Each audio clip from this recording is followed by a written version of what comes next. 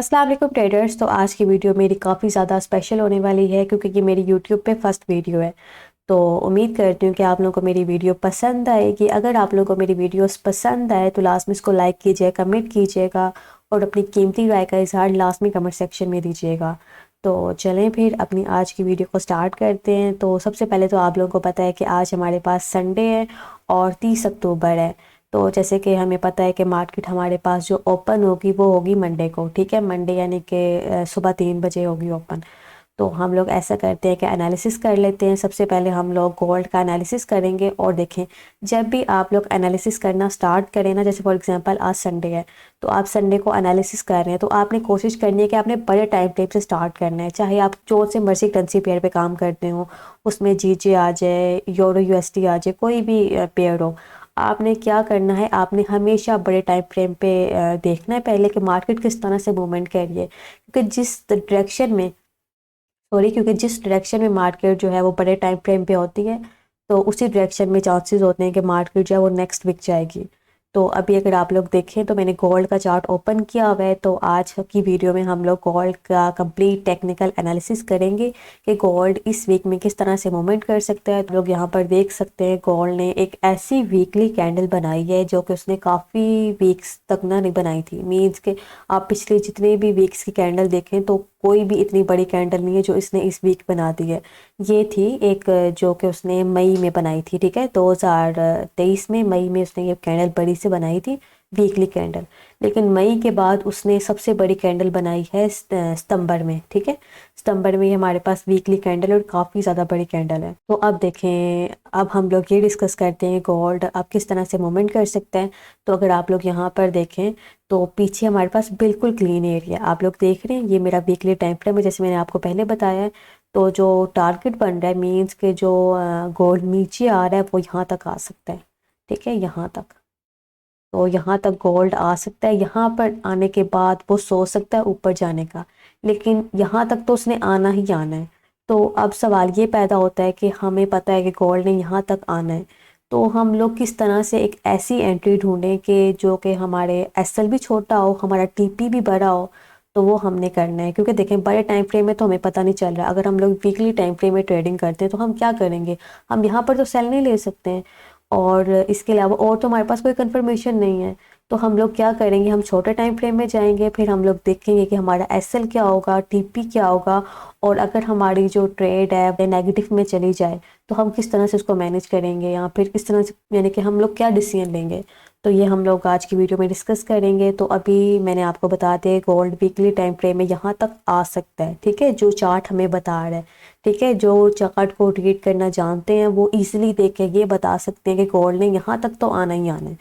वो यहाँ पर स्टॉप नहीं ले सकता, ठीक है। वीकली टाइम फ्रेम हमें क्या कहते हैं कि चीख चीख के कह रहे हैं कि मैं यहाँ तक तो पक्का आऊँगा, नीचे की मेरी गारंटी लिए है लेकिन मैं यहाँ तक आ सकता हूँ। लेकिन ये मार्केट है, हो सकता है कि वो थोड़ा सा ऊपर जाके फिर नीचे आए, लेकिन आना उसने नीचे ही है।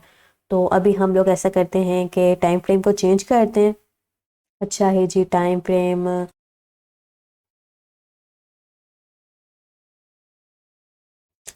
तो मैंने अपने चार्ट की थोड़ी सी सेटिंग की है ताकि मुझे टाइम फ्रेम जो है वो नज़र आ जाए। तो अब हम लोग डेली पे चलते हैं। तो देखें डेली टाइम पे भी अगर आप डेली टाइम फ्रेम पे भी आप गौर से देखें तो गोल्ड ने क्या किया है, वो नीचे ही आई जा रहा है। देखें ये हमारे पास फ्राइडे कैंडल थी, फ्राइडे कैंडल ने थोड़ा सा ऊपर जाने की कोशिश की, ठीक है। इसकी वीक ने इसकी हाई को ब्रेक किया, लेकिन फिर क्या हुआ कि वो फिर से नीचे आ गया। तो जी ये फ्राइडे कैंडल है हमारे पास, ये थर्सडे की, ये वेनसडे की, ट्यूसडे की और ये मंडे की। तो इट्स मीन कि जो पिछला वीक है, पिछले वीक की जो डेली कैंडल्स हैं वो सारी की सारी नीचे की तरफ हैं, जो कि हमें स्ट्रॉन्ग सेलिंग प्रेशर को बता रही हैं। तो डेली में तो गोल्ड सही वाला सेल में है, ठीक है। अगर आप थोड़ा सा बैक पे जाएं तो देखें डेली टाइम फ्रेम में भी वही सिचुएशन बन रही है जो कि वीकली में है। देखें ये हमने जो लेवल ड्रॉ किया था ये हमने वीकली टाइम फ्रेम को देख के किया था ना। तो देखें डेली टाइम फ्रेम में भी ये हमारे पास एक स्ट्रॉन्ग सपोर्ट है। तो और अगर आप पीछे देखें तो क्लीन ट्रैफिक है, कोई भी हमारे पास रेंज वाला एरिया नहीं है। तो इस तरह के जो एरियाज़ होते हैं वहाँ पर जो है ना ट्रेडर ज़्यादा रिकमेंड करते हैं ट्रेडिंग करने को, क्योंकि वहाँ पर ये इस तरह का नहीं होता। देखें अगर हमारे पास इस तरह की जो बनी हुई है काफ़ी ज़्यादा, यहाँ पर देखें ना रेंज कर है, अगर यहाँ पर भी इस तरह होता तो फिर हम लोग कहते हैं कि यार नहीं यार, यहाँ पर तो पहले ही प्राइस ने बहुत तंग किया कि आप तो दोबारा ना करना शुरू हो जाए। तो लेकिन यहाँ पर बहुत ही क्या कहते हैं ना क्लीन एरिया, स्मूथ सा एरिया है, तो इजीली गोल्ड ना यहाँ तक आ सकता है। जो चीज़ हमें जो चीज़ हमें वीकली टाइम फ्रेम में नज़र आ रही थी ना, वही चीज़ हमें अब डेली में नज़र आ रही है। मीन्स कि वीकली और डेली दोनों हमें यही बता रहे हैं कि गोल्ड ने 1900 कह रही हूँ 1808 तक तो लाजमी आना है। अब वो देखें वो किस तरह से आता है, वो सीधा नीचे आता है या फिर थोड़ा सा ऊपर की तरफ पुल बैक करके फिर आता है, लेकिन आना उसने नीचे ही है, जो हमें हमारा चार्ट बता रहा है। ठीक है, मार्केट है कुछ भी कर सकती है, लेकिन जो जो हमारी स्टडी है, ठीक है, वो हमें यही बता रही है कि गोल्ड ने नीचे तक तो लाजमी आना है। लेकिन इसका मतलब ये नहीं है कि हम फटाफट जी सेल लगाना शुरू कर दें, नहीं, हमने पहले कंफर्मेशन का वेट करना है, 2-3 सिग्नल लेने हैं, या फिर आप RSI देख सकते हैं, और इसके अलावा कोई इंडिकेटर इस्तेमाल कर सकते हैं, प्राइस एक्शन यूज़ कर सकते हैं, कैंडलस्टिक पैटर्न देख सकते हैं, लेकिन छोटे टाइम फ्रेम में। तो चलें, अब हमें पता चल गया कि डेली टाइम फ्रेम में भी गोल्ड जो है वो यहाँ तक आ सकता है। तो अब हम ऐसा करते हैं, H4 पे चलते हैं जी। H4 में अगर हम थोड़े से इसके लेवल्स लगा लें, तो पीछे करें हम लोग अगर जी, आप देख रहे हैं, ठीक है, प्राइस अभी यहाँ तक है। मैं थोड़ा सा और इसको जूम इन कर लेती हूँ। प्राइस अभी हमारे पास यहाँ तक है, तो H4 पे हमारे पास एक ये लेवल बन रहा है, ठीक है, एक ये, और इसके बाद ये थोड़ा सा इसको मैं ऊपर कर लेती हूँ। ठीक है, H4 में है कि अगर हमारे पास कोई H4 की कैंडल मंडे को ओपन होती है तो वो पहले यहाँ तक आ सकती है। वो हमारे पास बन रहा है 1828 का एरिया, और नीचे का जो एरिया बन रहा है वो हमारे पास बन रहा है 1810 का। तो अब हम कहते हैं करंट प्राइस पे चलते हैं कि गोल्ड किस तरह से यहाँ पर मूव कर रहा है। तो देखें अभी गोल्ड ने क्या किया है, यहाँ पर आकर स्टॉप हो गया है, मीन्स कि यहाँ पर इसने अपनी क्लोजिंग दी है फ्राइडे वाले दिन। तो चेक करते हैं कि पीछे हमारे पास यहाँ पर कुछ है या कोई स्पॉट वगैरह। तो देखें कोई स्पॉट नहीं है, अगर आप यहाँ पर देखें, ठीक है, बिल्कुल ही क्लीन कैंडल हमारे पास नीचे आ रही है। तो यहाँ पर अगर मैं लगाना चाहूँ दोबारा से, अब हम लोग करंट प्राइस पे चलते हैं, तो यहाँ पर अगर मैं लाइन लगा दूँ, ठीक है, ये हमने लगा दी लाइन। अब देखें अगर क्या करता है मंडे वाले दिन वैसे एशियन सेशन में तो इतना मूवमेंट नहीं करता, जो सही वॉल्यूम आता है वो हमारे पास आता है न्यूयॉर्क सेशन में। तो लेकिन कल हम लोग अगेन डिस्कस करेंगे, जैसे कि मैंने आपको बताया कि मेरी पहली वीडियो है, तो अब मैं कोशिश करूँगी कि मैं डेली वीडियो अपलोड करूँ और आप लोगों को भी गाइड कर सकूँ। इफ सैटरडे था तो मैंने वीडियो बनानी थी, तो इस तरह से मेरा भी एनालिसिस हो गया, आप लोगों तक भी मेरा पैगाम पहुँच गया। तो जी मेरी थोड़ा सा आज पहली वीडियो है, और ऊपर से ना मेरी आंखें भी ख़राब हुई हैं। अब हम इधर आते हैं, देखें अभी हम ये कह रहे थे कि जी ये हमारे पास एक कह लें कि बल्कि यहाँ पर फ्राइडे वाले दिन गोल्ड ने क्लोजिंग दी है। अगर गोल्ड क्या करता है, ठीक है, अपनी जो ओपनिंग है वो इस एरिया से नीचे करता है, ठीक है, तो H4 पे यहाँ तक तो कोई ऐसी रुकावट नहीं है कि जो इसको ना ऊपर लेके जाए। यहाँ तक ये एरिया है, ये यहाँ से लेके यहाँ तक बिल्कुल क्लीन एरिया। अगर गोल्ड ने इस लाइन का ब्रेकआउट कर दिया तो 110% चांसेस है कि गोल्ड ने फिर यहाँ तक तो आना ही आना है, जैसा सेलिंग प्रेशर इसका बता रहा है। और इसके अलावा अगर गोल्ड क्या करता है जी, मैं थोड़ा सा ना आपको बता दूँ, कल से मैं कोशिश करूँगी कि ना वो जिससे यानी कि लाइंस लगाते हैं ना चार्ट पे, वो भी मैं इंस्टॉल कर लूँ।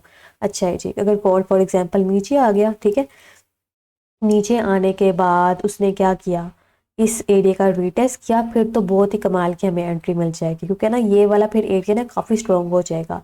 जब गोल्ड या फिर कोई भी करेंसी पेयर क्या करता है, एरिया का रीटेस्ट करता है ना, तो वो बहुत स्ट्रॉन्ग एरिया बन जाता है। फिर वो कहते हैं ना प्राइस को हमारा SL हिट करने के लिए ना अपना पूरा सेटअप फेल करना पड़ता है। तो ये बात आप लोगों ने याद रखनी है कि जो रीटेस्ट वाला एरिया होता है ना, वो ब्रेकआउट एरिया से बहुत कमाल का होता है।